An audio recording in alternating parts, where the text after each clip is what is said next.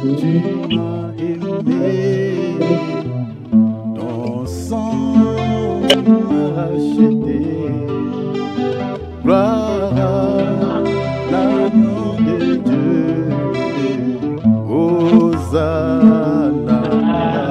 Chantons Jésus, Jésus, tu m'as aimé,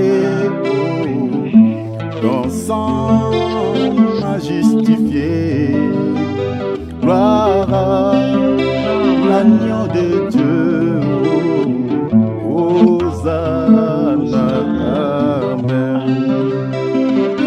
Mon Créateur, tu m'as aimé, ton sang m'a justifié. Gloire au pain de vie, Hosanna. Chantons Jésus, Jésus, tu m'as aimé, ton sang m'a racheté. Gloire à l'agneau de Dieu, Hosanna. Papa, tu m'as aimé, ton sang m'a racheté. Oh, gloire au pain de vie, Hosanna. Chantons Jésus, Jésus, tu m'as aimé, ton sang m'a racheté. Gloire à l'agneau de Dieu, Hosanna. Chers enfants de Dieu, sanctifions-nous. Sanctifions-nous, mes bien-aimés. Jésus revient.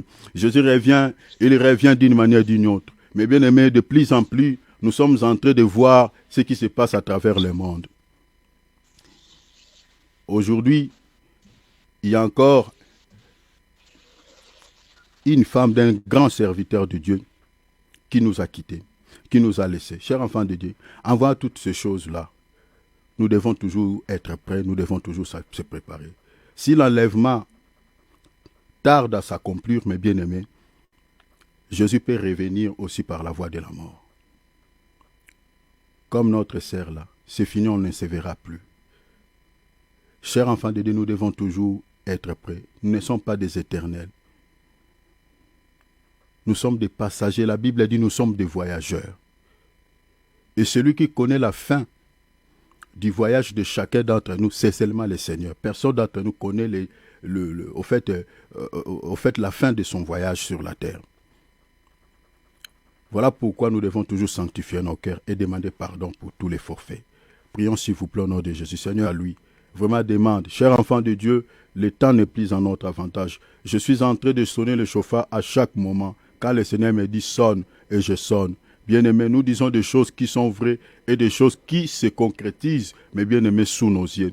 Et nous devons toujours, mes bien-aimés, avoir une vie d'intimité, avoir une vie relationnelle avec le Seigneur.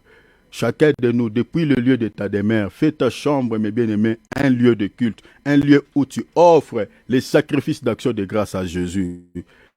Voilà pourquoi tu dois prier. Si tu as des baisses de vie de prière, tu n'as pas vraiment une vie d'intimité avec Dieu. Je ne cesserai de le dire. Mais bien-aimés, tout ce que je suis en train de dire est enregistré au ciel. Le Seigneur rappellera à chacun de nous ce que nous sommes en train de dire. Chers enfants de Dieu, souvenez-vous de l'homme riche, souvenez-vous de Lazare. Le Seigneur a dit à cet homme, là-bas il y avait Moïse, il y avait Élie, mais toi tu ne les as pas écoutés. Il dit, il n'y a pas possibilité qu'un mort quitte ici pour aller là-bas.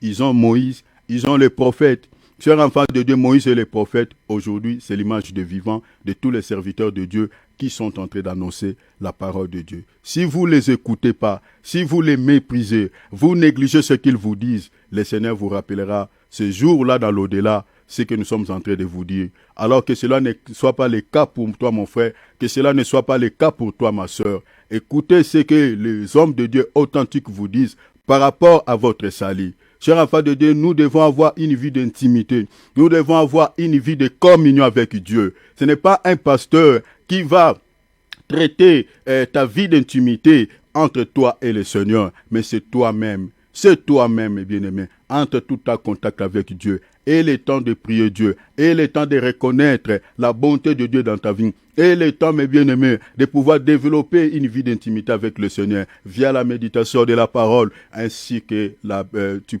prennes aussi le temps de lire, de prier aussi le Seigneur. Voilà pourquoi nous allons demander à Dieu qu'il nous donne cet esprit de pouvoir prier, de pouvoir lire sa parole, que nous fassions la Bible un livre chéri, un livre que quand on fait la lecture, on sent le goût. Mais bien aimé, demandons l'aide de Dieu, que tu t'accroches comme Rite s'était attaché à notre sœur Naomi, que tu t'accroches au Seigneur, que tu t'attaches au Seigneur. Prions, faire une prière d'autorité. Le Seigneur m'avait montré une vision, une grande vision. La vision était horrible. Je vous jure, devant le Seigneur de gloire, qui est notre Père, la vision était terrifiante. J'avais vu des militaires qui étaient en train, mes bien-aimés, de massacrer les gens. Et les gens qui étaient tout autour de moi, tous étaient battus à bout portant. Et quand ils cherchaient à tuer sur moi, mes bien-aimés, ne parvenaient pas. Et moi, je me cachais et jusqu'à ce que leur cartouche était finie. Mais j'ai vu les gens qui étaient tout autour de moi, étaient tous battus. Chers enfants de Dieu, le combat spirituel existe. Les réalités spirituelles existent. Chers enfants de Dieu, nous devons prier le Seigneur. Nous n'avons qu'une seule vie. La vie que nous avons quant à la chair, c'est la vie aussi. Nous avons aussi une seule vie sur le plan spirituel. Cette dimension de combat que j'avais vue dans ce rêve peut expliquer ces deux dimensions. Peut parler dans la dimension physique tout comme spirituelle. Alors nous allons prier. Prier le Seigneur. Renverser tous les plans sataniques contre nos vies. Les esprits des morts, nous allons les renvoyer en enfer. Parce que le Seigneur a dit ceci. Je bâtirai mon église et les portes de séjour des morts ne prévaudront jamais contre elle. Vous savez, le diable, il est comparé au séjour des morts. Il est comparé à la mort. Et il cherche toujours à tuer. Parce que le monde exotérique, le monde kabbalistique vit par le sang. Sans le sang, là-bas, mes bien-aimés, ils ne peuvent vivre. Ils ne vivent que par le sang. Voilà pourquoi, mes bien-aimés, les sacrifices humains ont une importance, mes bien-aimés, grandiose dans le monde des ténèbres. Parce qu'ils ne vivent que par le sang. Et au-delà de cela, mes bien-aimés, ils tuent aussi sur le plan spirituel. Et sur ce, que devons-nous faire? C'est laisser faire que les ennemis prennent le dessus sur nous? Non. Le Seigneur a dit, je vous donne le pouvoir de marcher sur les serpents et les scorpions. Sur toute la puissance de l'ennemi, rien ne pourra vous nuire. J'aimerais ici que tu exerces ton pouvoir sur toute la force de l'ennemi. Parce que l'ennemi est en train de chercher les enfants de Dieu, est en train de chercher à tuer, à compliquer la vie des enfants de Dieu. Alors mettons-les hors d'état de nuire. Prions au nom de son. Vous savez, les diables réclament nos vies d'une manière ou d'une autre. Pierre, qui était même auprès du Seigneur Jésus, mais la Bible dit que les diables lui réclamaient. Le Seigneur a dit, Pierre, j'ai intercédé pour toi parce que Satan t'a réclamé pour te cribler comme le froment. Cher enfant de Dieu, le Seigneur a dit, la seule chose que moi j'avais fait, j'ai intercédé pour toi. C'est-à-dire pour vaincre les réclamations, c'est par l'intercession qu'on peut vaincre les réclamations. Je ne sais pas ce que l'ennemi réclame dans ta vie. Peut-être il réclame ta vie chrétienne, il réclame ta vie de prière. Il y a beaucoup de chrétiens qui ne parviennent plus à suivre le Seigneur parce qu'ils ont été réclamés, ne peuvent jamais suivre le Seigneur. Il y a des chrétiens qui ne parviennent plus à faire certaines choses, mais bien aimés dans la vie comme les autres, parce que lui, il a été réclamé par rapport à ces domaines-là. Chers enfants de Dieu, nous allons renverser toutes les réclamations sataniques dans nos vies. Tu dois les détruire au nom de Jésus-Christ. Prie. Alléluia. Dans les cieux, sur la terre, tout lui est soumis à jamais. Oh, Dieu, dans les cieux, sur Tout lui est soumis à jamais. Notre Dieu dans les cieux. Alléluia.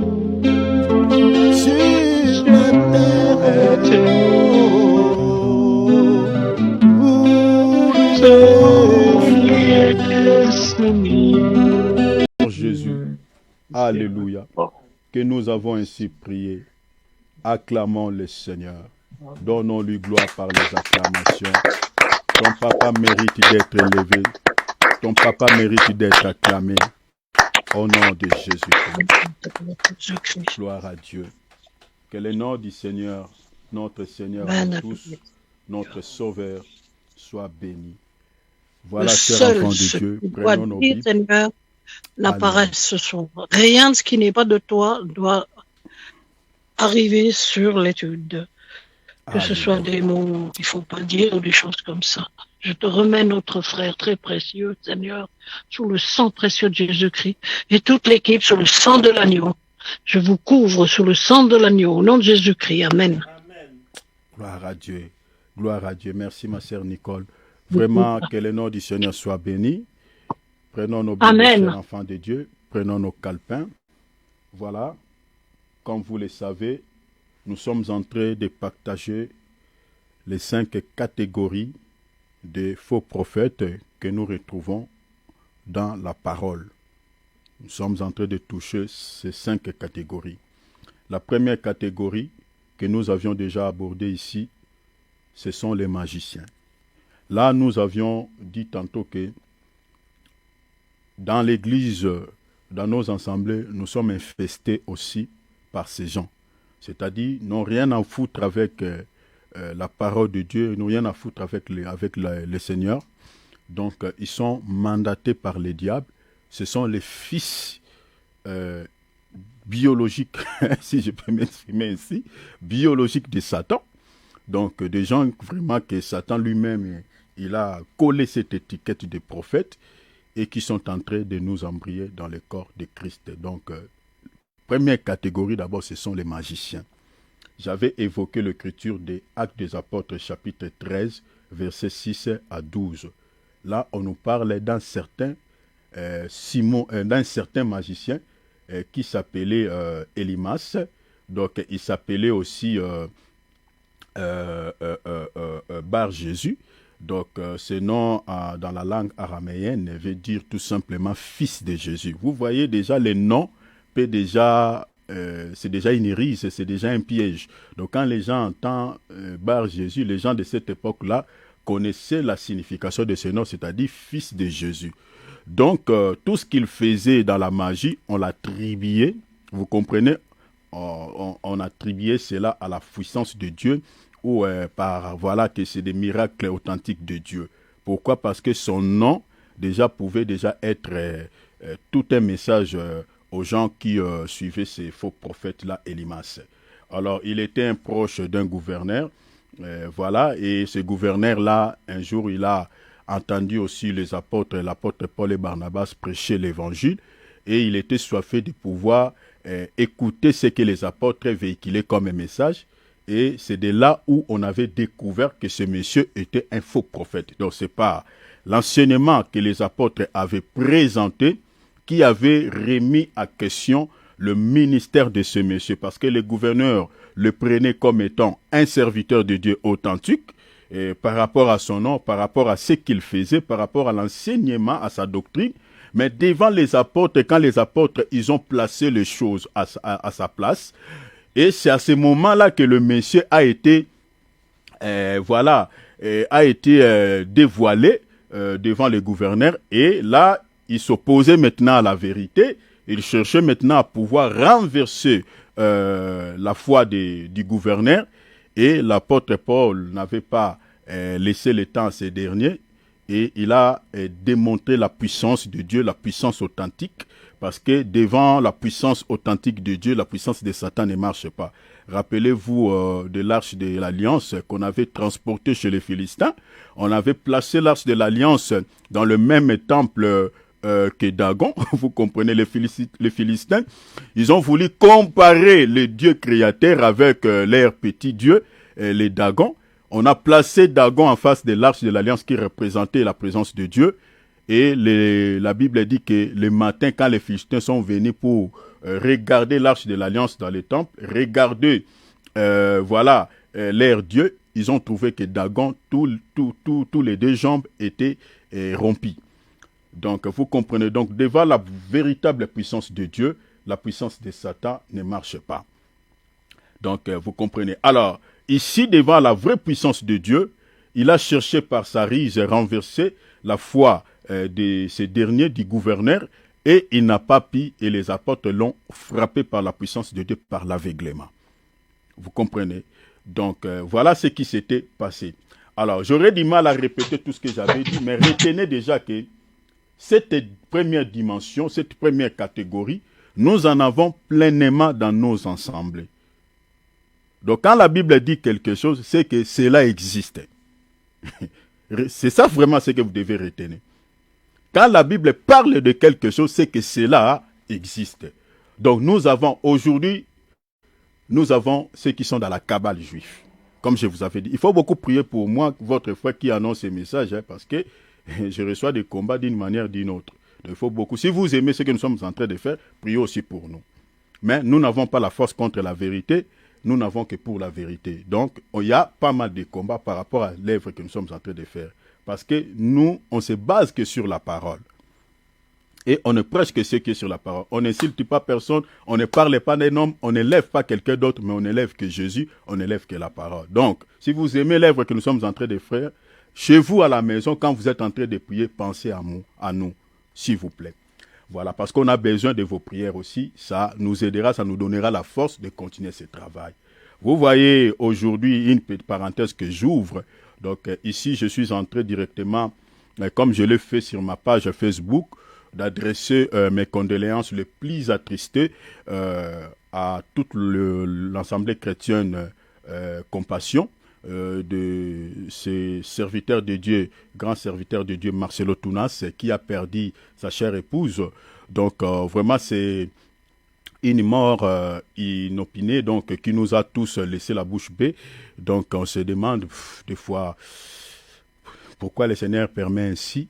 Donc vraiment que le Seigneur à des moments comme ceci puisse consoler cet homme de Dieu, parce que le cœur est déchiré. Vraiment c'est pas facile. Perdre un être cher, donc c'est pas facile. Donc, comme je nous ai toujours dit, chers enfants de Dieu, nous ne sommes pas épargnés de cette réalité.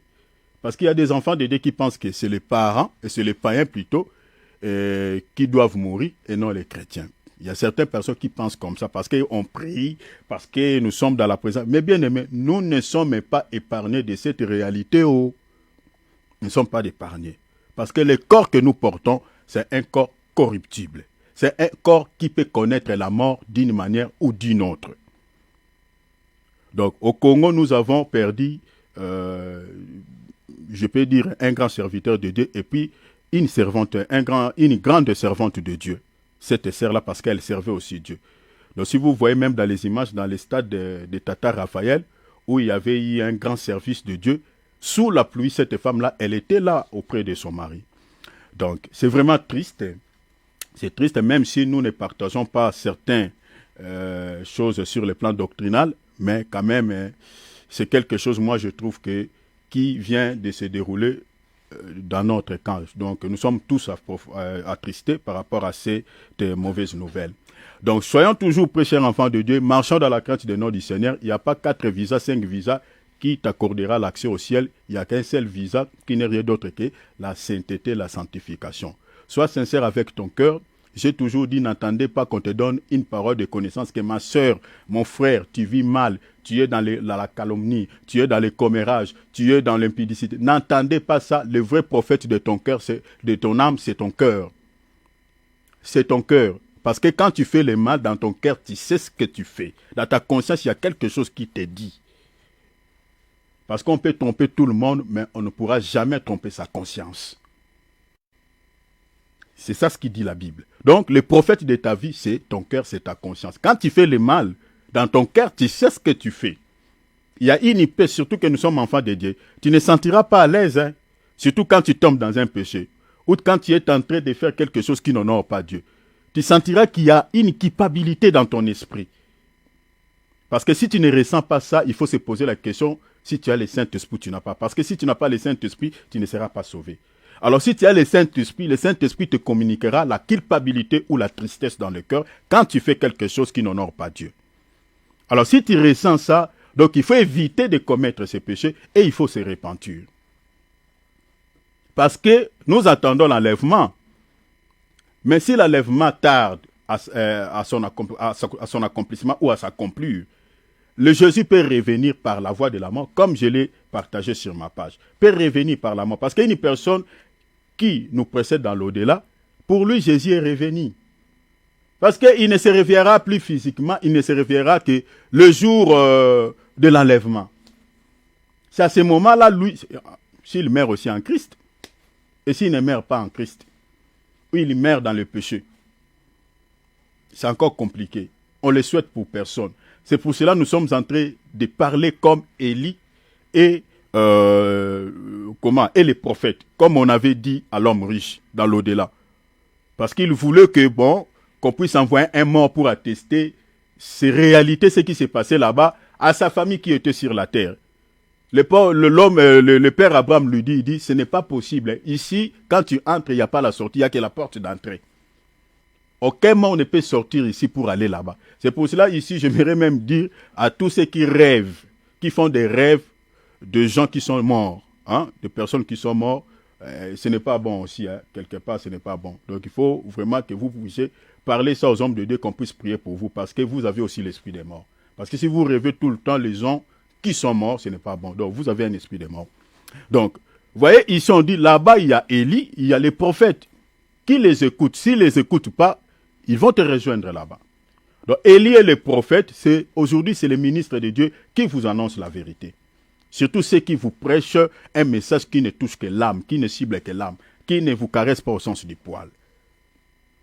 Vous devez les écouter. Si vous refusez d'écouter ce que les hommes de Dieu, parce que, attendez, quand je toucherai un point ici, vous allez comprendre que le Seigneur, des fois, pour confondre la sagesse des sages, il ne choisit pas des gens qui ont l'apparence peut-être qui peuvent vous frapper aux yeux.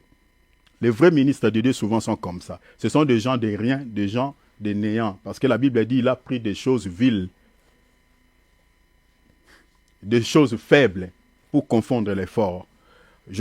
Quand je vous parlerai des vrais serviteurs de Dieu, je toucherai ce point-là. Tout ce que vous voyez là qui paraissent puissants, qui sont forts là, attention, chers enfants de Dieu. Alors, vous remarquez ici, la première catégorie, ce sont ceux qui sont dans la magie. Donc ici, je vous ai parlé de ceux qui sont dans la Kabbale. La Kabbale est répandue, pour ceux qui ne savent pas, la Kabbale, c'est la magie juive. Donc quand vous voyez certains serviteurs de Dieu qui font souvent des voyages tout le temps Israël, bien aimé, veillez. Si vous avez un pasteur qui effectue souvent, je ne dis pas que les gens ne peuvent pas effectuer les voyages là-bas, non. Ou les hommes de Dieu n'ont plus droit d'effectuer les voyages, peuvent aller. Mais si vous voyez votre pasteur aime aller tout le temps, bien aimé, ouvrez vos yeux. Parce que c'est là-bas où les gens prennent cela. Bien qu'il y ait aussi quelques extensions dans certains pays. Mais c'est là-bas la source, c'est là-bas où cela commence. Et cette magie-là, on peut les mélanger avec la parole, voilà, entre guillemets, l'évangile. Vous prêchez la parole, vous citez aussi le même nom de Jésus que nous citons. Mais sauf qu'à l'intérieur, parce que retenez qu'il y a une dimension dans le bouddhisme. Il y a une dimension, je vous ai parlé de détails, une dimension dans le bouddhisme, c'est-à-dire, si vous faites ces prières-là, vous avez fait ce rituel, ces pratiques-là, une fois que vous êtes en train de faire les services de délivrance, n'importe quel nom que vous pouvez citer pour chasser les démons va obtempérer et il sortira.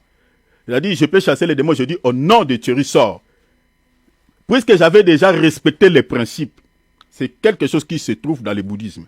Puisque j'avais déjà fait déjà mes histoires, tous les noms que je cite, les démons partira. Et pour cela est en train de tromper certains enfants de Dieu parce que on voit quelqu'un qui est en train de chasser les démons au nom de Jésus. Mais Jésus, c'est juste un nom. C'est juste un nom. On peut les citer au nom de Jésus. Mais le nom de Jésus qu'il est en train de citer là, le soubassement, c'est quoi? Parce qu'on voit ici un magicien qui se nomme qui? Bar Jésus.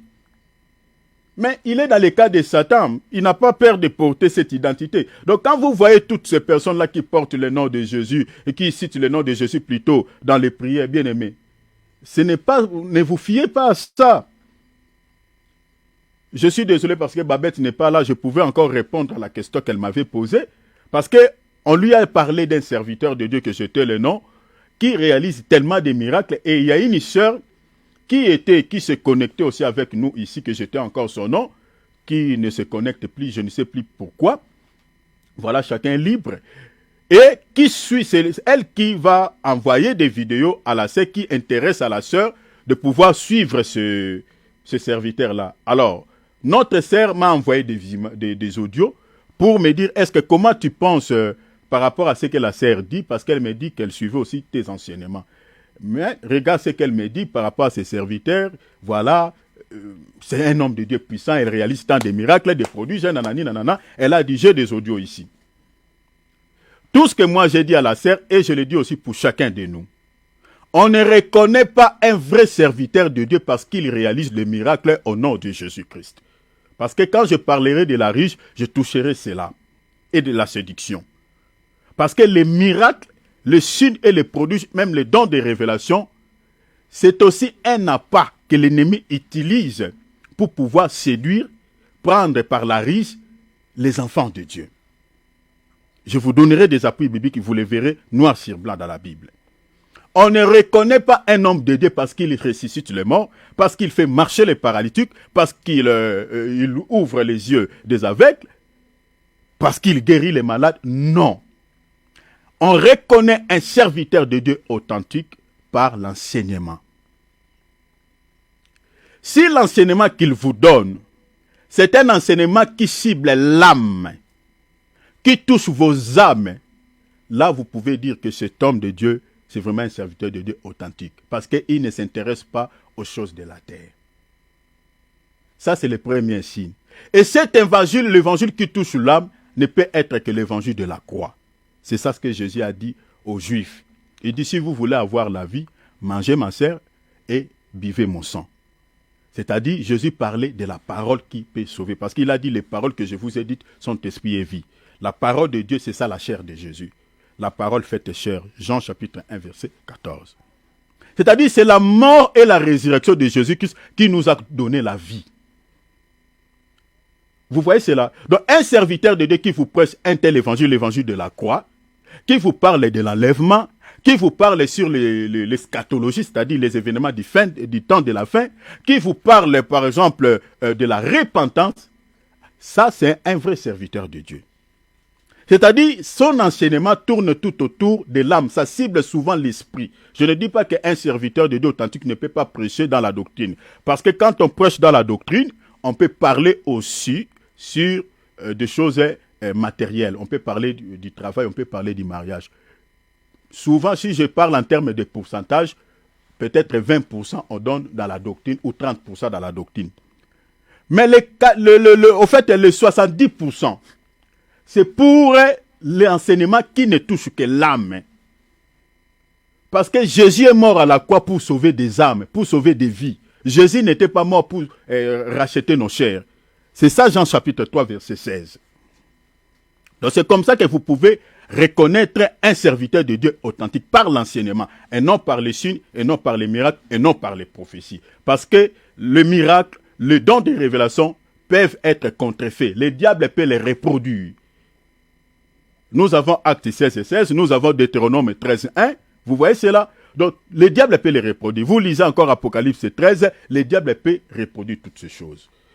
Alors, ne vous fiez pas à cela, que voilà, parce qu'il réalise des miracles. Ah, c'est un verset. Attention, c'est l'enseignement qui authentifie un vrai ministre de Dieu. Donc, vous voyez ici ce monsieur. Donc, il était dans la magie. Et nous avons ce genre de serviteurs pleinement dans nos assemblées. Ils sont dans la cabale, ils sont dans la sorcellerie. D'autres pratiquent la magie noire, d'autres pratiquent la magie blanche. Et nous avons plein ceux qui sont dans la franc-maçonnerie. Il y en a plein. Il y en a plein. Ici, j'aimerais rectifier quelque chose que j'avais dit pour le gouverneur du Congo. Quand j'ai vérifié, parce qu'il faut des fois vérifier aussi certaines choses avant de les dire, donc ça c'est quelque chose que le Seigneur m'a dit.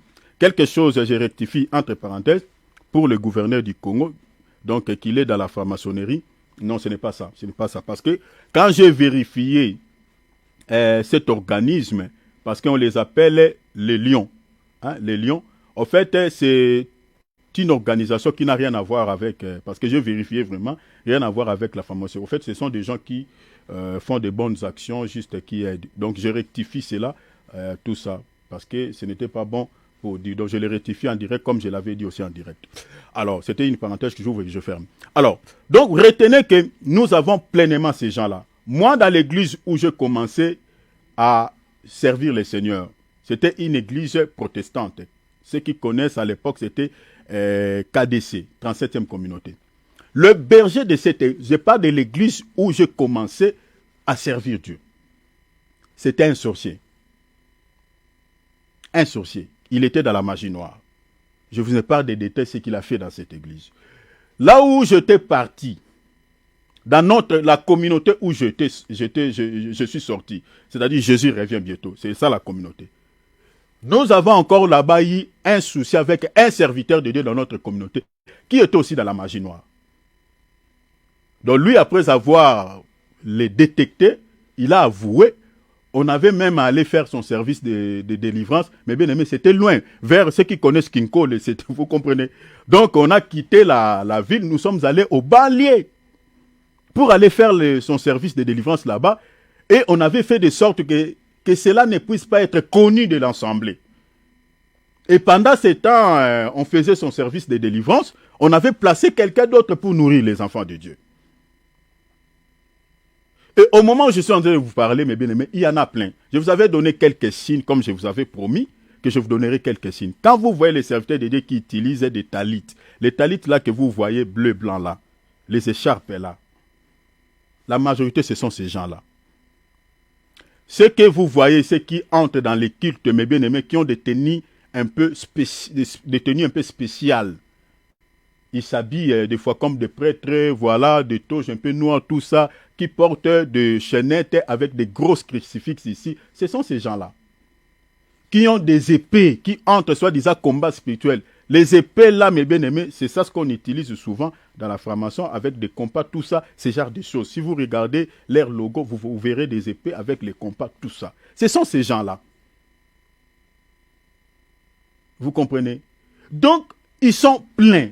Vous voyez qu'ils portent des dos mains, un peu des chapeaux dans la tête en plein kit. Ce sont ces gens-là. Je crois que quand je vous parlerai des signes, vraiment, je vous donnerai pas mal de signes pour pouvoir les connaître. Priez beaucoup pour nous, priez vraiment beaucoup pour nous, si vous voulez que nous puissions aller jusqu'au bout. Comme Paul demandait aussi la prière. Parce que quand on dénonce, on parle de ces choses, parce qu'on vous ouvre les yeux pour les connaître. Tapez seulement sur Internet, vous verrez. Vous n'avez pas besoin de prier, il y a des signes. Vous voyez? Parce que le diable n'acceptera pas de se cacher, de rester toujours dans l'anonymat. Donc, il va toujours faire des choses pour que les gens comprennent aussi que c'est lui qui est au devant de la scène. C'est ça. Voilà. Alors, nous en avons tellement plein. Ils réalisent des miracles mensongers. Ils donnent des prophéties qui ne tapent pas à côté. Donc, voilà, ces gens-là. Alors, comprenez que la première dimension, nous avons... Alors, ces gens, souvent, ils s'opposent aux vrais enseignements, à la sainte doctrine. Et puis, leurs objectifs, c'est de renverser la foi des chrétiens. Comme nous avons vu ici, selon l'écriture que je vous ai donnée, des Actes chapitre 13, versets 6 à 12, vous voyez ici, il s'est opposé à l'évangile que les apôtres donnaient, à l'apôtre Paul donnait et Barnabas. Et puis, il cherchait à renverser la foi du gouverneur. Or, la vie chrétienne, notre socle, c'est la foi. Si on enlève la foi dans la vie chrétienne, tout s'écroule. Tout s'écroule. Parce que notre salut éternel est lié à la foi. La Bible a dit, combat les bons combats de la foi, saisis la vie éternelle. Vous voyez comment c'est attaché. C'est attaché. Quand on perd la foi, on perd le salut.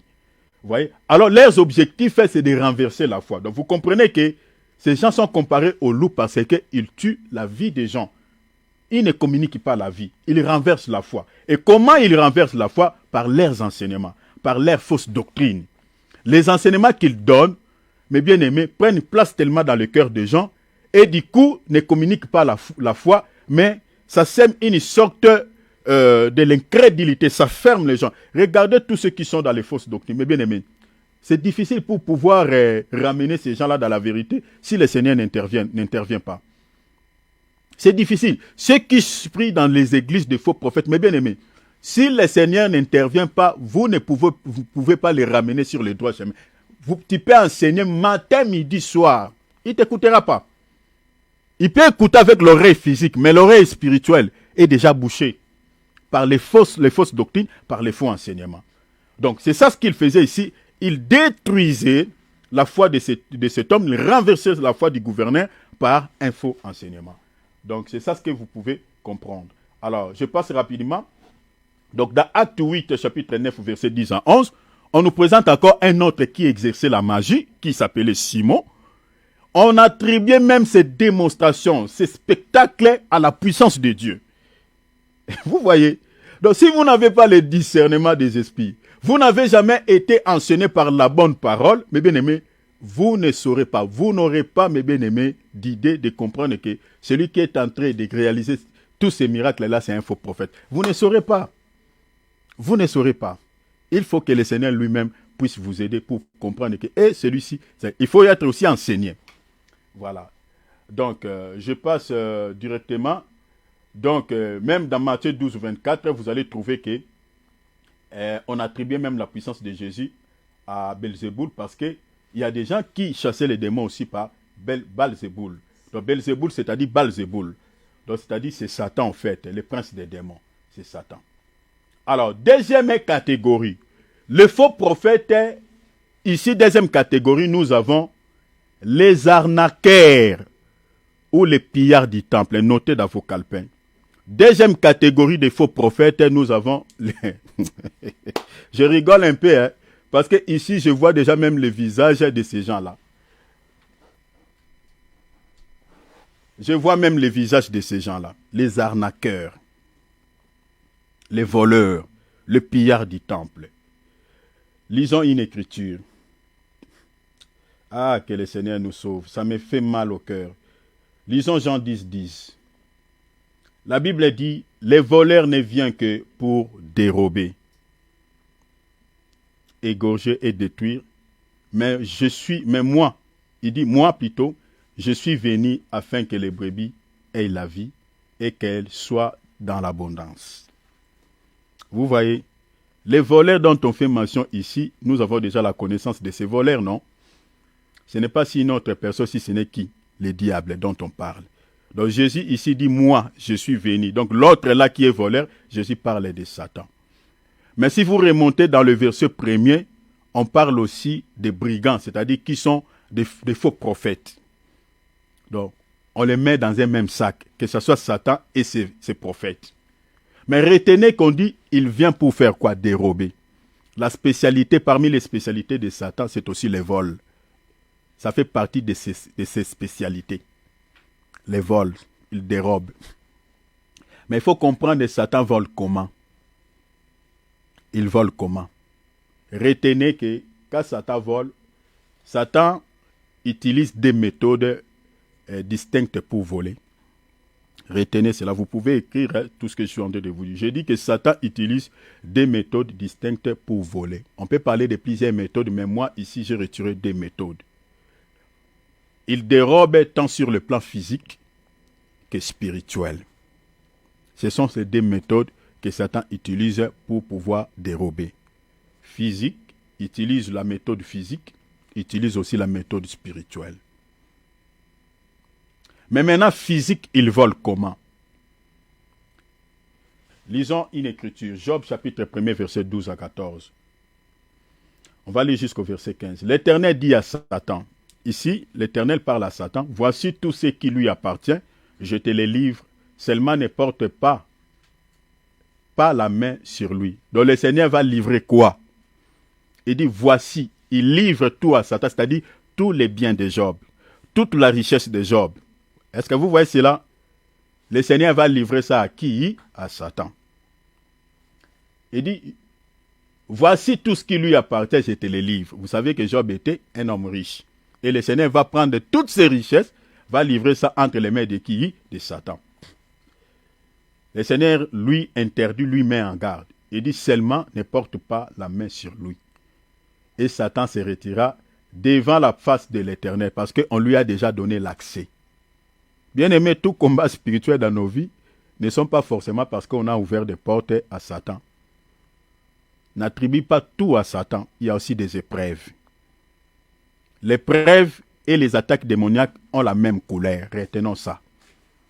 Une épreuve peut être la maladie, une attaque aussi peut être aussi la maladie. Une épreuve peut être le blocage, une attaque de l'ennemi aussi peut être aussi le blocage.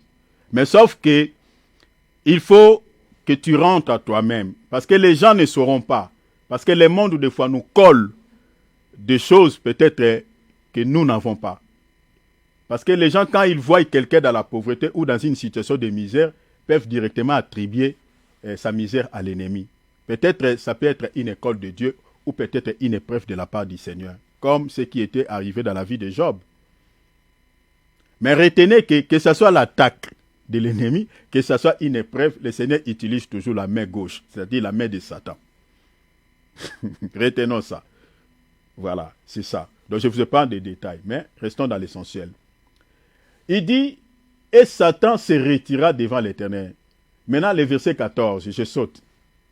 Il arriva auprès de Job un messager qui dit, le bé, on parle du bé de qui? De Job. Le bé, labouré et les ânesses paissées à côté d'eux. Verset 15. Des Sabéens. Ici, on ne parle pas Satan. On parle d'un peuple qui s'appelait les Sabéens. Les Sabéens se sont jetés dessus. Ils ont enlevé, c'est-à-dire ils ont volé. Ils ont dérobé.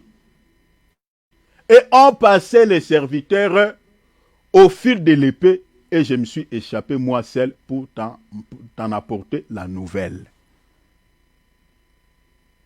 Mais dans le verset 12, on a livré le bé de Job. Que ce soit ses ânesses entre les mains de qui? Entre les mains de Satan. Mais comme Satan est un esprit, quand il vient dérober, on ne le verra pas. Maintenant, pour pouvoir voler, il utilise quoi? Il utilise des corps.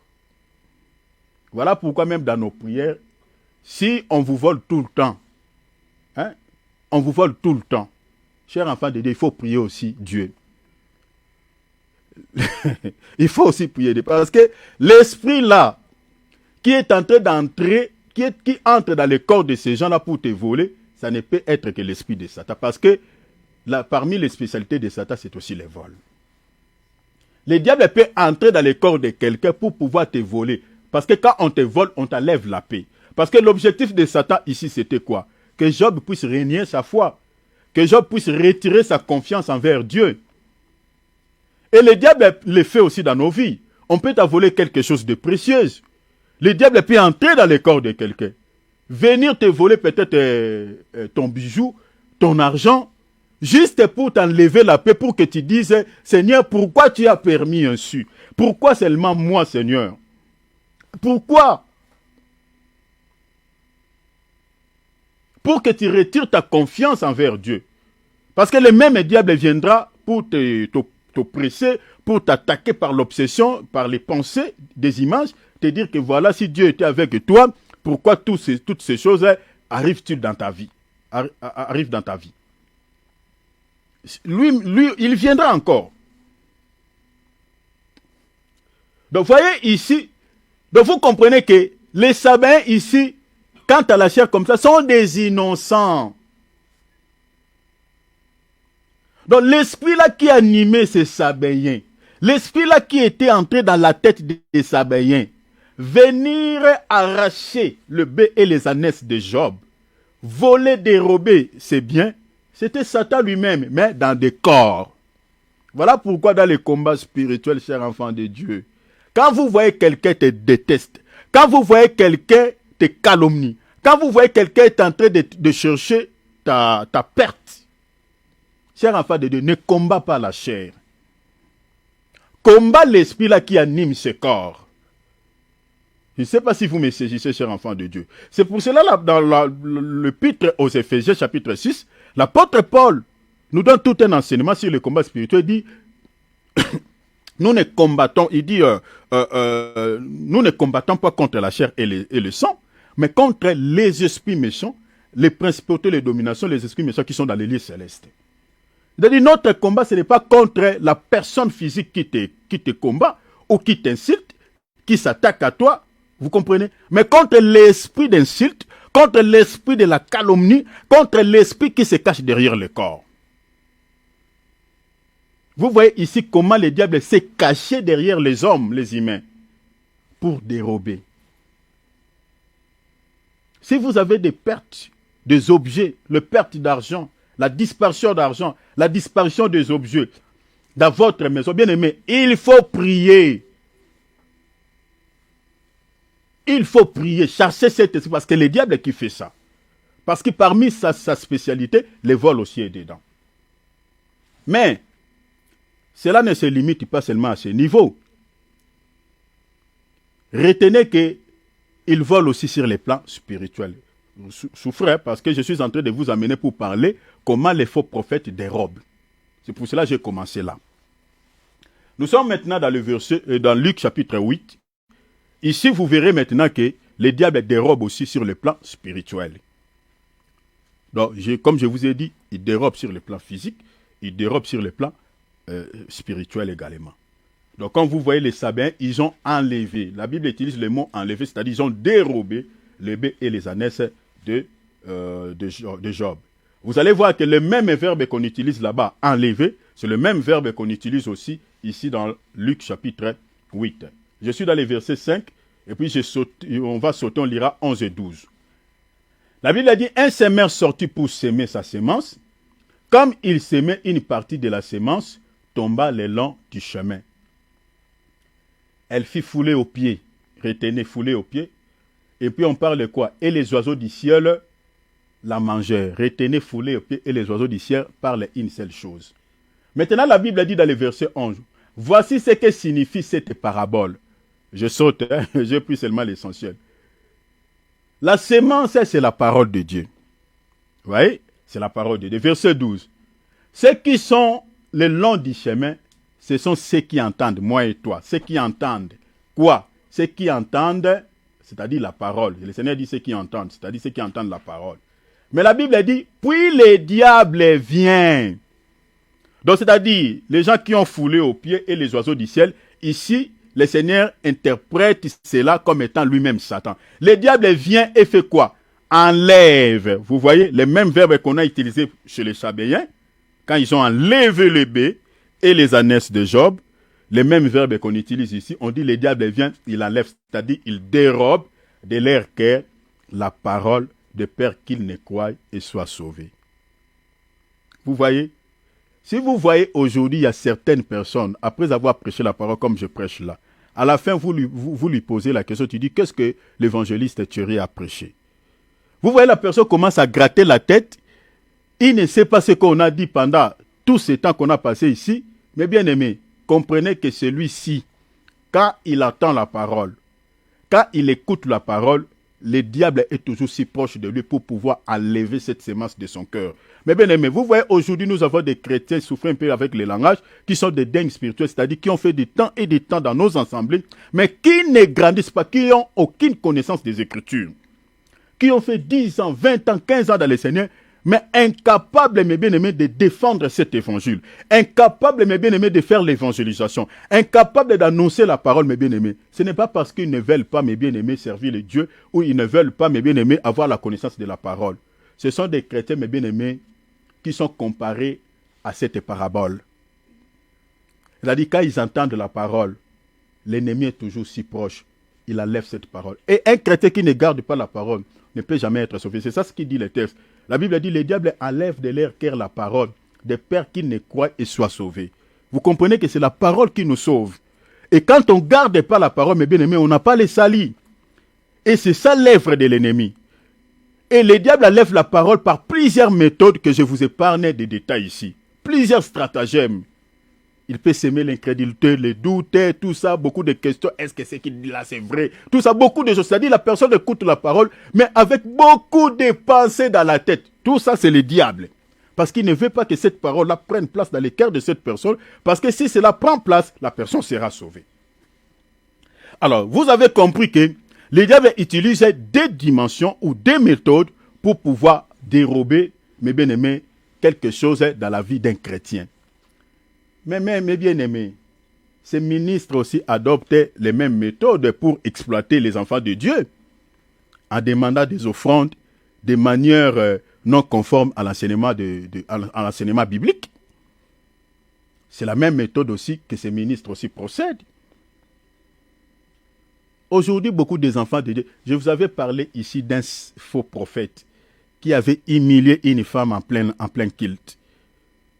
Parce que l'offrande n'était pas consistante selon l'homme de Dieu, parce que cela n'était pas à son poids. Lui, il est l'homme riche. Au lieu d'aider même ces pauvres femmes, ah mon Dieu, c'est pour cela que le Seigneur a dit aux pharisiens et aux scribes, le Seigneur n'a pas dit sévèrement, il dit plus sévèrement jugé. Ces gens-là, si en enfer on aura des pavillons, on les mettra ensemble. Moi, si je ne peux pas récupérer une offrande de quelqu'un, à moins qu'il me force de me donner cela, peut-être pour les bénir, parce qu'il y a des chrétiens qui sont violents. Il veut arracher la bénédiction de l'homme de Dieu. Il dit l'homme de Dieu, je sais que je suis pauvre, mais je te donne pour que tu me bénisses. Il y a des personnes comme ça. Mais moi-même comme ça, en tout cas non. D'ailleurs, je ne l'ai jamais fait.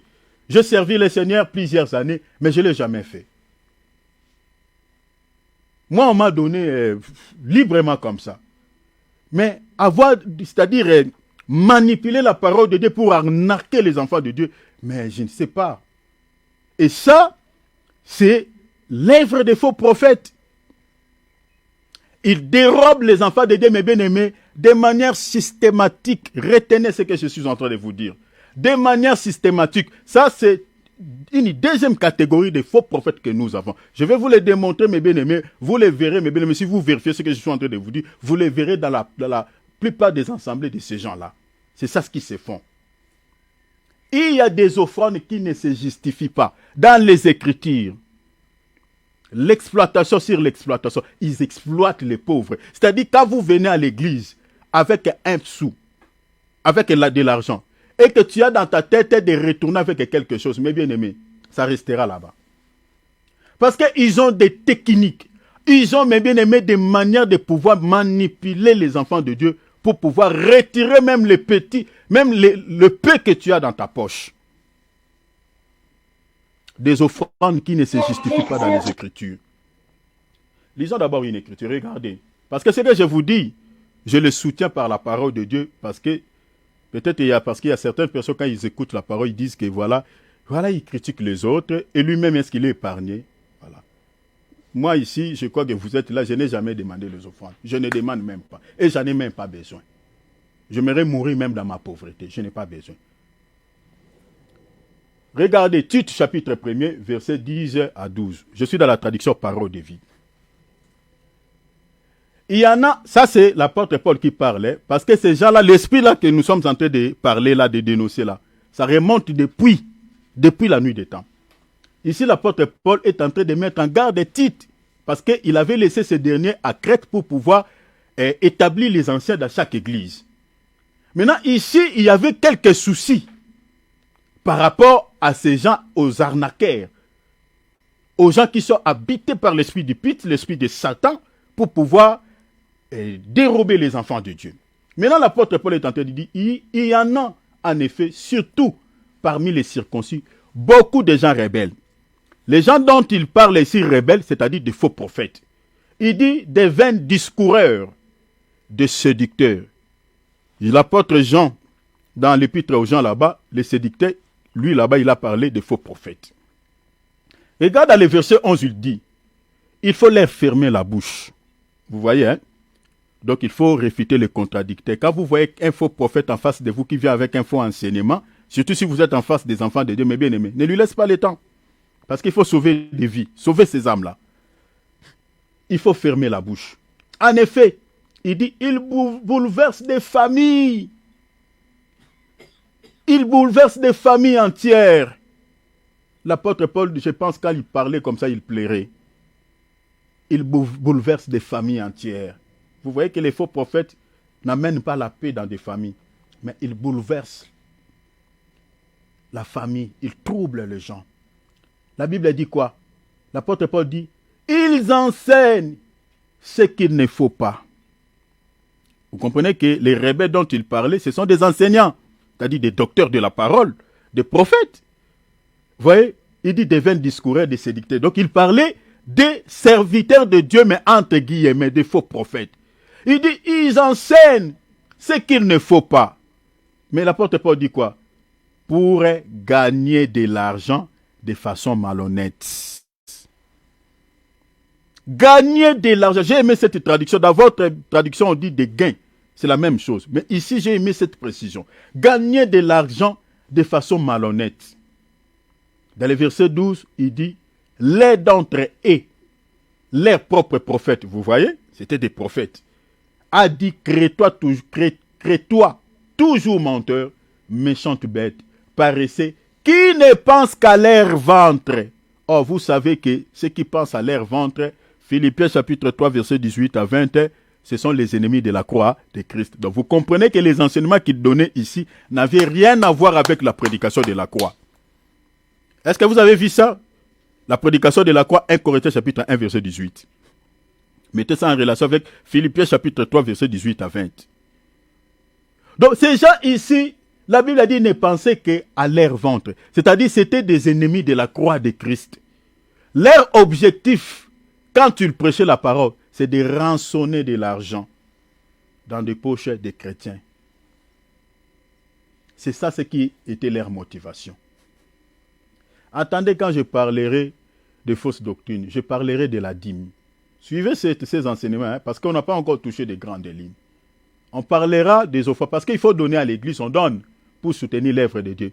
Mais je vous parlerai aussi de certaines choses pratiques, mais bien aimé, que les chrétiens doivent comprendre que ça, c'est du vol. Je toucherai de la dîme. Je parlerai de la dîme. Est-ce qu'un chrétien peut-il payer la dîme dans cette dispensation ou pas? Donc, leurs enseignements, leur motivation, ce qui leur motivait de pouvoir parler beaucoup, de pouvoir enseigner le peuple, la motivation derrière leurs enseignements, c'était quoi? De l'argent. Gagner de l'argent de manière malhonnête. Au moment où je suis en train de vous parler, nous en avons pleinement ces gens. Vous comprenez que ça, quand on dit le diable vient pour dérober, vous voyez comment il dérobe. Il a placé même l'esprit du vol dans ses serviteurs. Donc il est en train de dérober les enfants de Dieu, mais de manière systématique.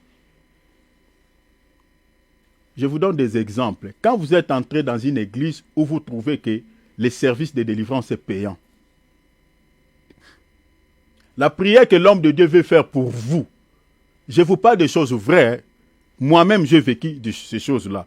Je connais des églises comme ça, je peux vous citer même les noms ici. Et les noms même de certaines églises que je connais. Les services, c'est-à-dire tout est payant. Les services de délivrance sont payants. L'homme de Dieu ne peut pas prier pour vous sans que vous puissiez sceller. C'est-à-dire, vous entendrez ces mots que je suis en train de vous dire. C'est-à-dire, il faut sceller cette prière-là avec une offrande d'action de grâce. Sinon, la prière que l'homme de Dieu est en train de faire pour vous sera vaine. Donc, toute prière que l'homme de Dieu fait pour quelqu'un, il faut sceller. Vous entendez le mot sceller? Sceller la prière. Par une offrande. Par une enveloppe bien secouée. Tout est payant. Je connais une église où, avant de passer à la délivrance, on te donne une liste de choses d'abord que tu dois acheter. C'est-à-dire, tu dois acheter les choses. Tu dois acheter peut-être du sucre. Parce que les gens qui doivent prier pour toi ils ont besoin du thé. Tu dois acheter des pains et tu dois donner une somme d'argent pour louer une maison. Parce que dans la permanence, ce n'est pas bon. Il faut louer une maison ailleurs. Et tu n'es pas les seuls qu'on demande cet argent. Vous êtes par exemple 20 personnes. Et on va vous mettre dans une pièce qu'on a louée. Et vous tous, on vous a demandé une grosse somme d'argent, donc on va payer seulement une partie pour la location de cette maison, et le reste d'argent, on va donner ça alors à soi-disant l'homme de Dieu. De l'arnaque. Et c'est de cette manière. Et cet homme de Dieu, il est connu. Connu. Il a la crédibilité, entre guillemets, devant les hommes. Ça, ce sont des réalités que moi-même, j'ai vécues et je connais. De l'arnaque, de manière systématique. Vous avez un cas de la sorcellerie. Bien aimé, surtout ces gens-là, les pauvres-là qui ont de tels cas. C'est-à-dire, surtout en Afrique, n'en parlons pas. En Afrique, n'en parlons pas. En Amérique, il y en a. En Europe aussi, l'esprit-là est là. Parce que je suis en train de vous expliquer les faux prophètes. Je commence d'abord par ceux qui sont dans la magie et les arnaqueurs.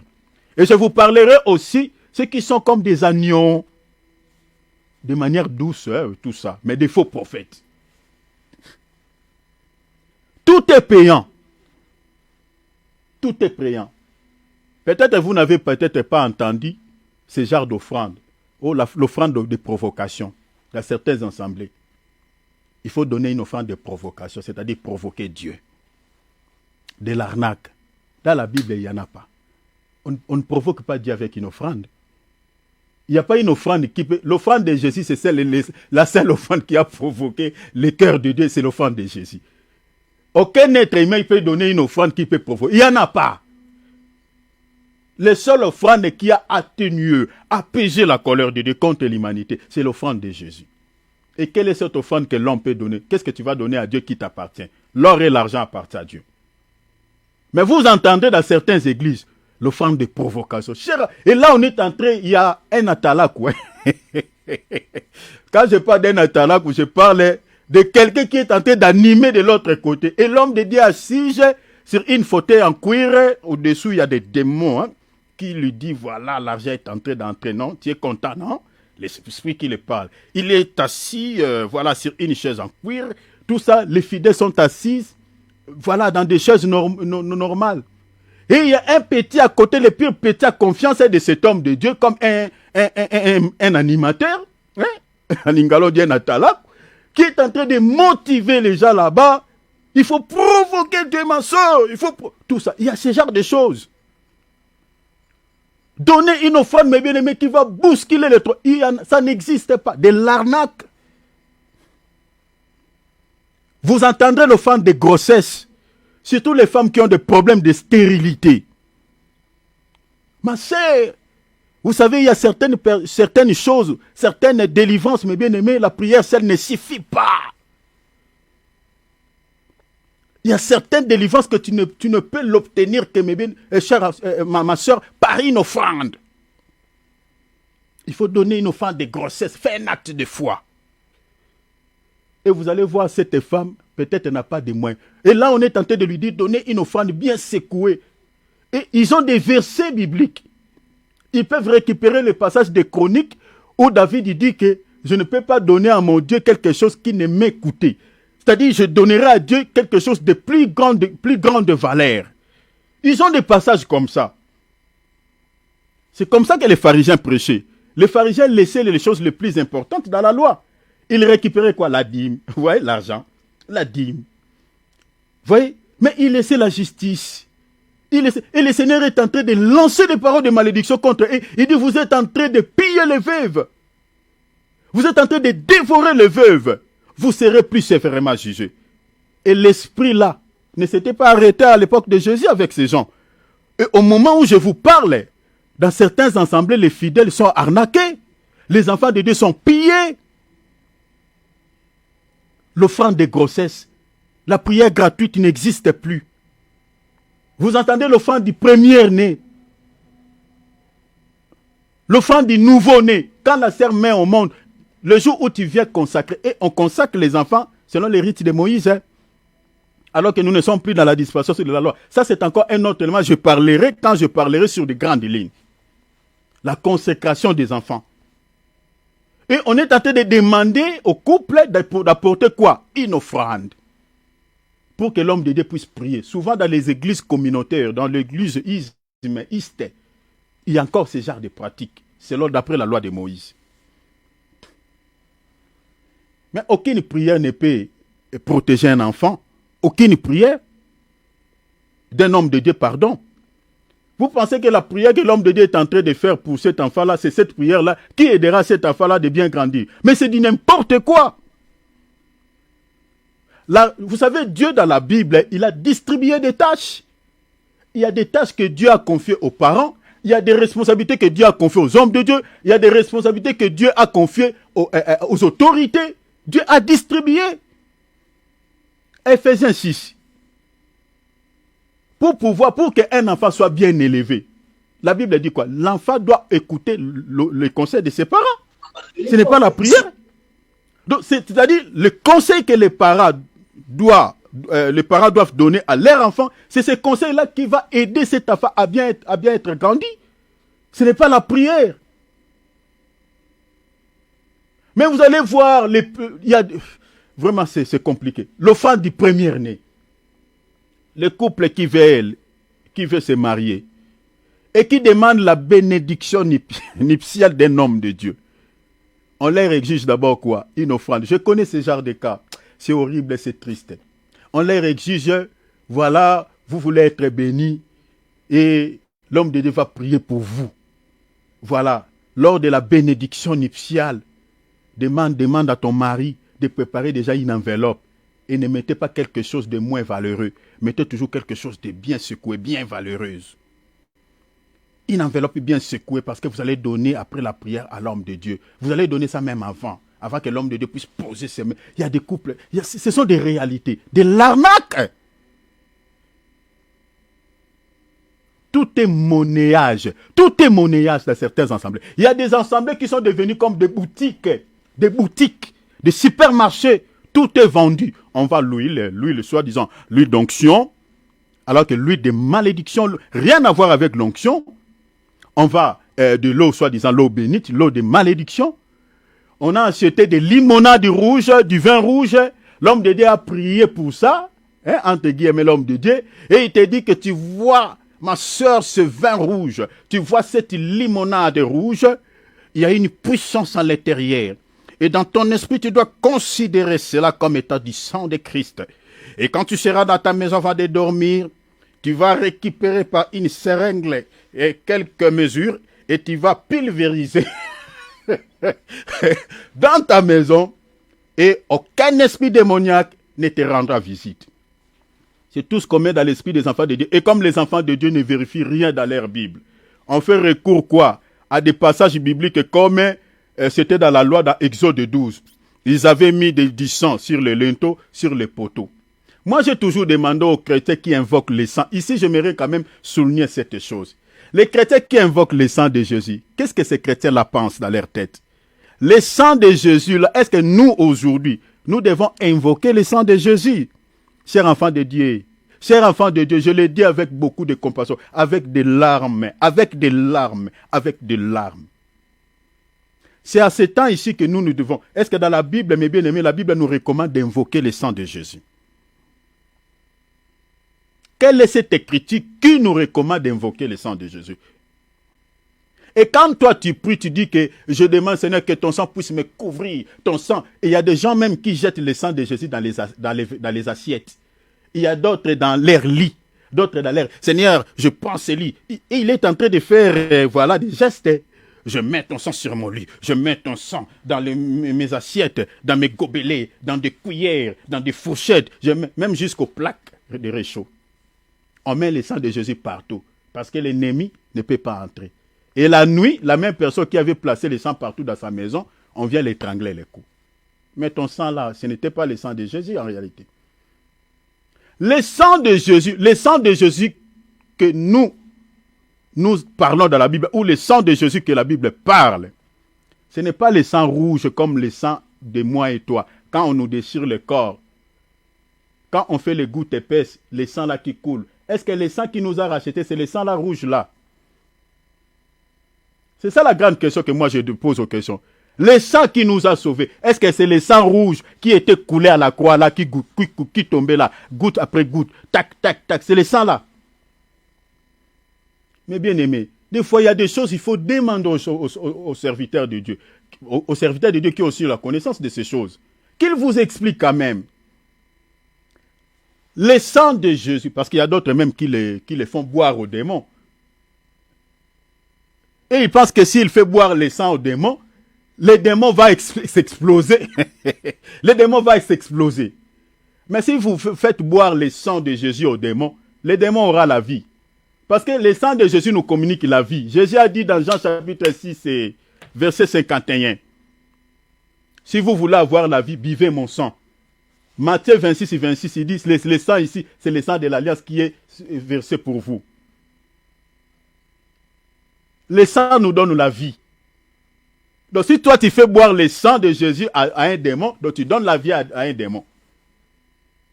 Comprenons quand même les choses, chers enfants de Dieu. Alors, le sang de Jésus qui nous a sauvés, le sang qui était versé à la croix, ce n'est pas le sang rouge. En réalité, si vous lisez Lévitique chapitre 17, je crois verset combien? Lisez le verset 5 et Lévitique 17. Le sang, c'est l'âme. Le sang, c'est la vie. En réalité, Jésus a donné sa vie pour nous. C'est ça le sang qui nous a sauvés. Lui, comme il est éternel, il vit pour toujours. En fait, il a donné sa vie pour nous. Dans Jean chapitre, je crois, 10, il dit, je donne ma vie pour mes brebis. C'est ça ce qu'il a fait. Ce n'est pas le sang rouge. Donc quand on parle du sang de Jésus, on parle d'une vie. Jésus a donné sa vie pour que nous ayons la vie. Et la vie de Jésus, c'est la vie éternelle. Mais les chrétiens qui n'ont pas la connaissance, dans ces assemblées-là, on prend les limonades, on prend un vin rouge, l'homme de Dieu a prié, et comme les chrétiens n'ont pas la connaissance, maintenant on va les emballer là-dessus. On dit, cette bouteille de limonade. Là, on vous donne déjà un faux enseignement par rapport à ça. On est en train de te dire, ma soeur, tu dois acheter dans une pharmacie un seringue. Tu vas récupérer juste 2 mesures et tu vas pulvériser dans ta maison et tu dormiras en paix. Il n'y a pas de fondement biblique. On t'embarque dans une théorie diabolique. Et là, on est en train de vendre cette bouteille. Ce que je vous dis là, il y a des ventes aux enchères. Si vous regardez sur l'internet, vous verrez, vous tomberez sur des vidéos, des choses que je suis en train de vous dire. Il y a des enfants de Dieu qui sont arnaqués, qui sont volés comme ça. Et on vend une bouteille, vous verrez que la bouteille coûte peut-être 10 euros, 20 euros. Et on dit peut-être ceux qui ont la foi, parce que ça dépend de la foi de quelqu'un, tu peux acheter ça même à 100 euros, même 300 euros. Et il y a des chrétiens qui achètent. Parce que là où il y a la fausseté, les gens aiment là où il y a la fausseté, là où il y a les mensonges. Les assemblées des églises qui sont devenues des boutiques. Des boutiques. Il n'y a aucune prière qui est gratuite. Ils ont des passages comme des Galates 6 et 1 Samuel chapitre 9 verset 7 ou 8. On ne vient pas, on ne se présente pas devant un homme de Dieu les mains vides, comme 1 Samuel, tout ça, des versets de la loi. Mais donnons-nous une écriture aussi dans le Nouveau Testament où on ne peut pas se présenter devant un homme de Dieu les mains vides. Les chrétiens sont culpabilisés. Jésus, dans Matthieu chapitre 23, verset 14, il est en train de lancer les paroles de malédiction aux pharisiens et aux scribes qui dévoraient les maisons des veuves. C'est ça ce que l'apôtre Paul a dit à Tite. Ils sont en train de bouleverser les familles entières. C'est ça l'esprit des pharisiens. Et l'esprit là règne jusqu'à notre temps aujourd'hui. Tout est monnayé, tout est vendu. Mais regarde ce que Jésus dit. Lisons Matthieu chapitre 21, verset 12 ou 13. Jésus entra dans les temples. Jésus entra dans les temples de Dieu. La Bible dit, il chassa tous ceux qui vendaient. Vous voyez?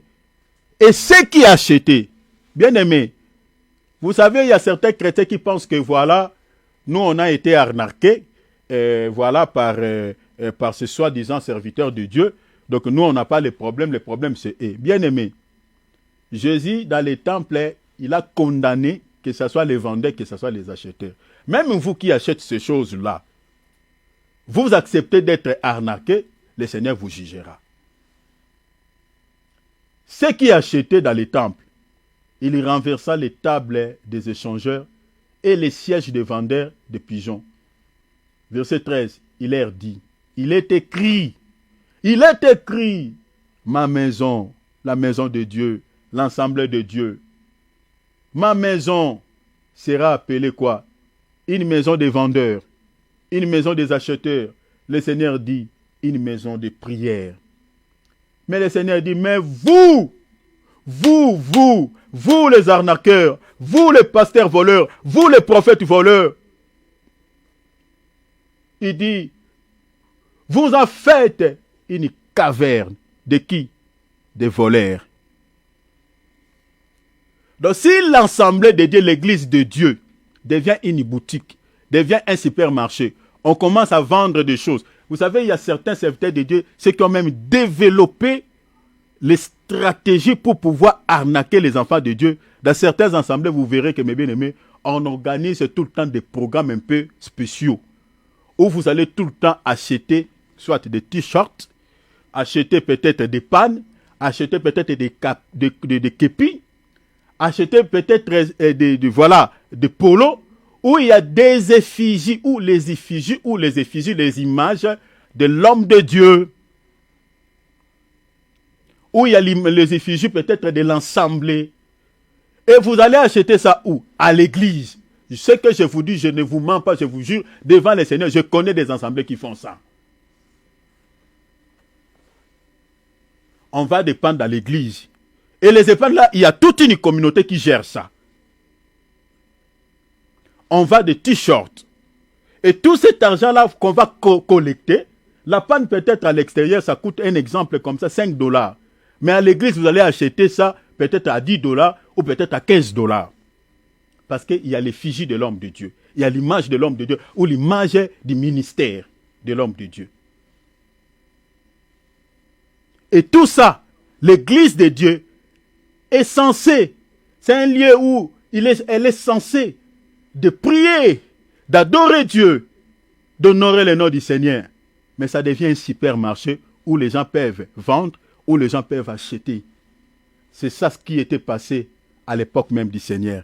Il dit, ma maison, ce n'est pas une boutique, ce n'est pas là où les gens peuvent vendre des choses ou acheter des choses.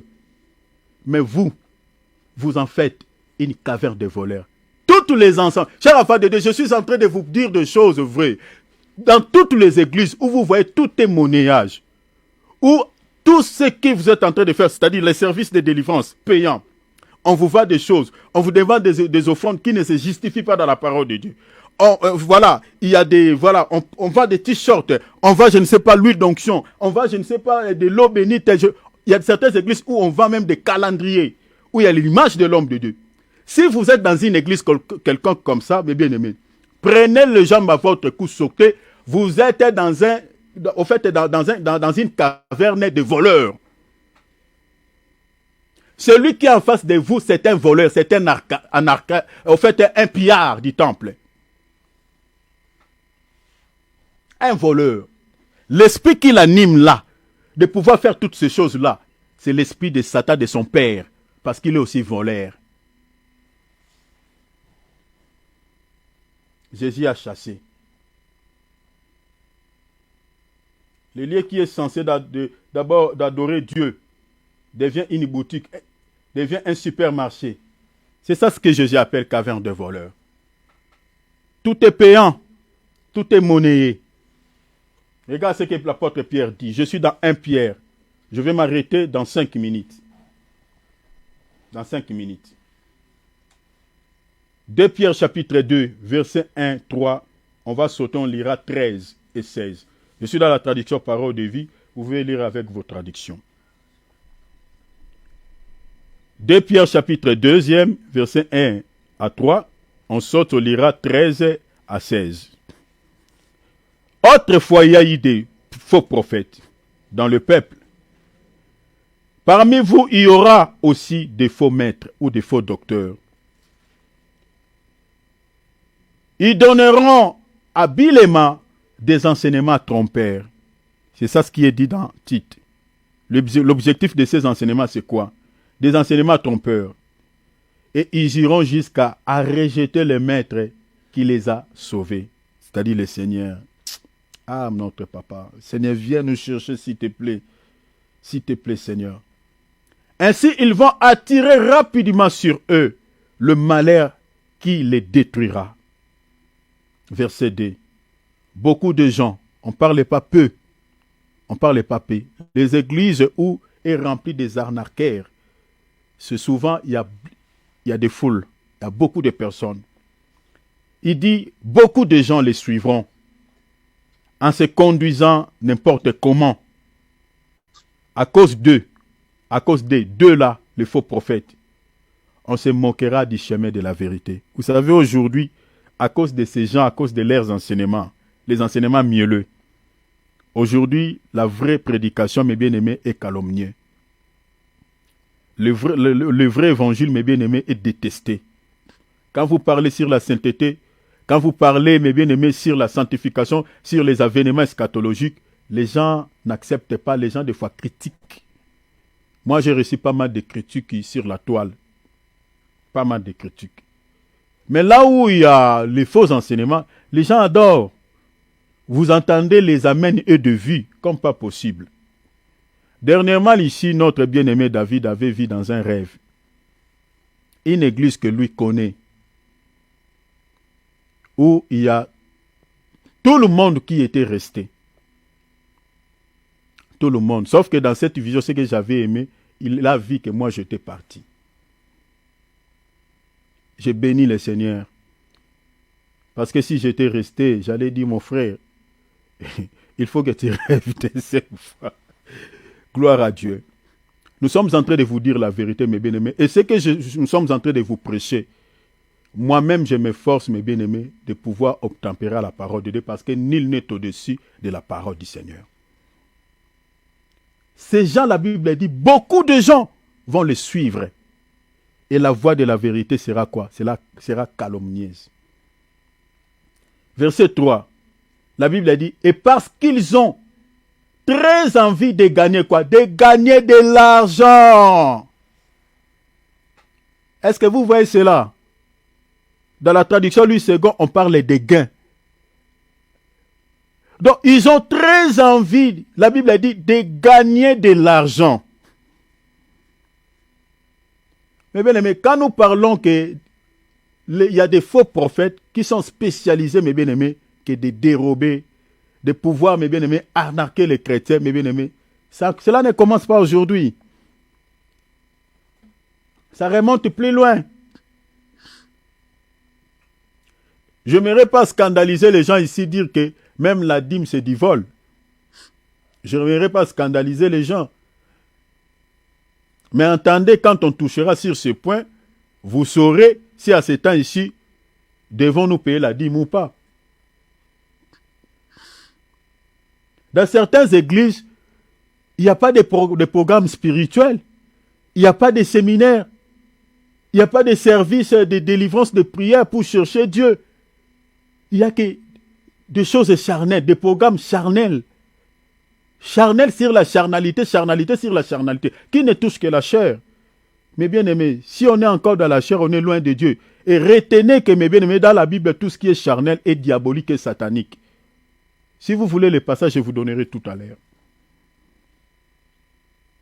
La Bible dit, leur motivation, c'est de gagner de l'argent. C'est-à-dire, dans les versets 1, l'apôtre Pierre dit, ils donnent des enseignements trompeurs. Et ces enseignements, pourquoi ce sont des enseignements trompeurs? Parce que derrière ces enseignements, la motivation, c'est quoi? C'est de gagner de l'argent, de rançonner de l'argent. Maintenant, il dit quoi? Il dit, ils vous tromperont par des histoires inventées. Est-ce que vous voyez ça, chers enfants de Dieu? Donc, des choses qui ne se justifient pas dans la Bible, ils vont inventer eux-mêmes leurs évangiles à eux, leur prédication à eux. Ils vous diront des choses, mes bien-aimés, qui vont vous caresser au sens du poil. Parce que ces gens-là, mes bien-aimés, savent parler. Hein. Ils ont fait la rhétorique, tellement ils sont aussi possédés par des démons. Ils servent les diables dans ces domaines. Mes bien-aimés, ils touchent le cœur des gens qui n'ont pas le Saint-Esprit. Hein. La Bible dit, ils récupèrent les cœurs des simples. Donc quand ils vous disent des choses, mes bien-aimés, qui n'ont rien à voir avec la parole de Dieu, mais vous pouvez les consommer comme étant l'évangile. Vous les récupérez comme étant l'évangile. Et derrière ces faux enseignements, Il vous demande maintenant de sceller, de donner une offrande bien secouée. L'apôtre Pierre, il dit, ils vont inventer des choses. Mais regarde, il dit, mais depuis longtemps déjà, leur condamnation est prête. Le Seigneur les jugera sévèrement. Et le malheur va rapidement tomber sur eux. Verset 13. C'est la punition qu'ils vont recevoir pour leurs mauvaises actions. Ils aiment satisfaire leurs désirs mauvais en plein jour. Quand ils font la fête, vous voyez, ils aiment la fête des festivités. Toujours manger, boire, c'est ça leur vie. Avec vous, ils prennent plaisir à vous mentir. J'ai aimé cette traduction. À vous mentir. Ils mentent. Mensonge.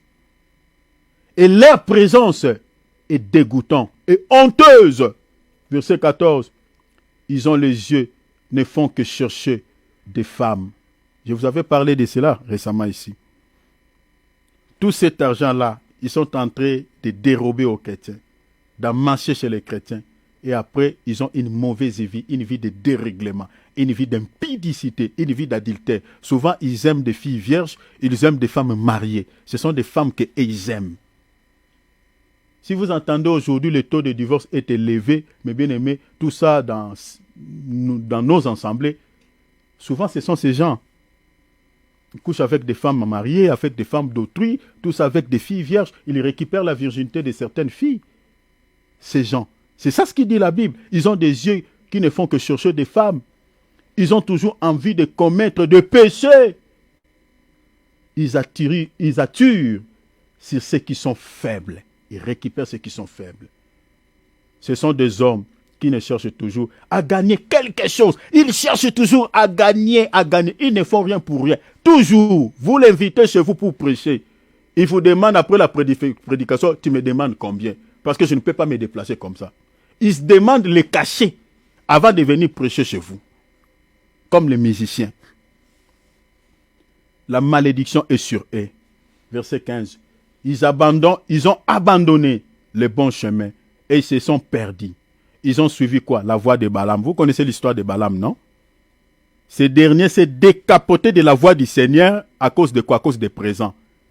Il s'est laissé corrompu par Balak pour pouvoir maudire l'Israël.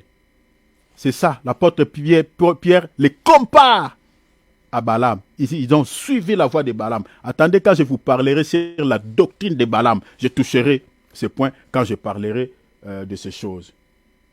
Donc, je m'arrête ici, parce que mon temps est épuisé. Chers enfants de Dieu, faisons attention.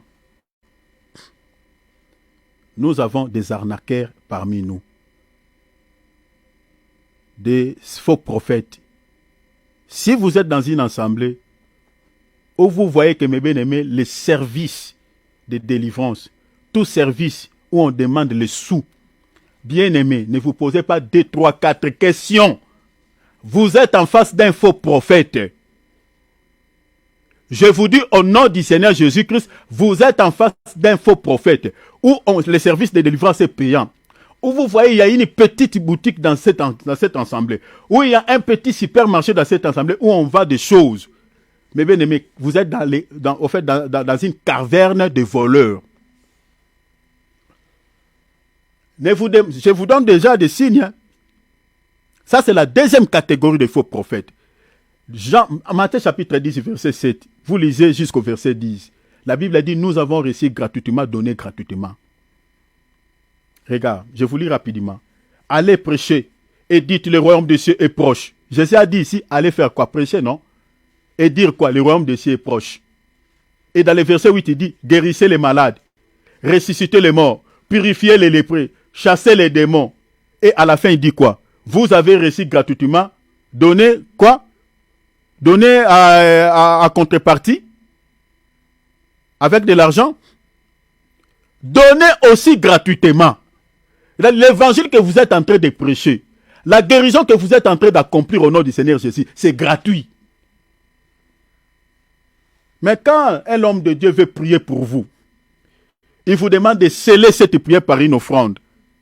Déjà, cela doit venir de vous. Si peut-être vous voulez donner peut-être une enveloppe à un homme de Dieu et qu'il ne vous demande pas pour vous bénir par la prière, Ça, c'est autre chose.